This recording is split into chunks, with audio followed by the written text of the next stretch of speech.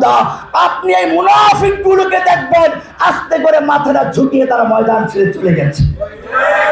সুতরাং মনে রাখতে হবে, আমি তোমাদেরকে বলি, ওমর ইবনে খাত্তাব রাদিয়াল্লাহু তাআলা বলেছেন, পরিষ্কার করে দিয়েছেন, নাহনু কওমুন আ'আজ্জানাল্লাহু বিল ইসলাম, আমরা এমন এক জাতি যাদেরকে আল্লাহ তাআলা ইসলামের মাধ্যমে সম্মানিত করেছেন। বিশ্বের বুকে আমাদেরকে মাথা উঁচু করে দাঁড়াতে শিখিয়েছেন। ইসলাম আমাদেরকে মর্যাদা দিয়েছে।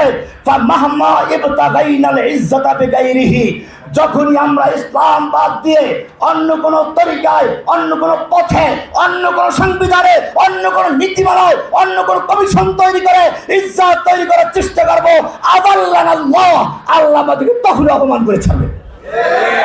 এই জন্য ওমর ইবনে খাত্তাব রাদিয়াল্লাহু তাআলা আরেকটা কথা বলেছেন, লা ইয়াসলাহা আখিরু হাযিল উম্মাহ ইল্লা মা সালুহা বিহি আউয়ালুহা। এই উম্মতের প্রথম অংশ, এই উম্মার প্রথম মানে সাহাবীরা যেই পথে সংশোধন তৈরি করেছিলেন, সংস্কার করেছিলেন, লা ইয়াসলাহা আখিরু হাযিল উম্মাহ, এই উম্মতের শেষ ভাগও সেই পন্থা ছাড়া সংস্কার করতে পারে না। সংস্কারের মূলনীতি আল কোরআন দিয়েছে, সংস্কারের মূল সংবিধান আল কোরআন দিয়েছে।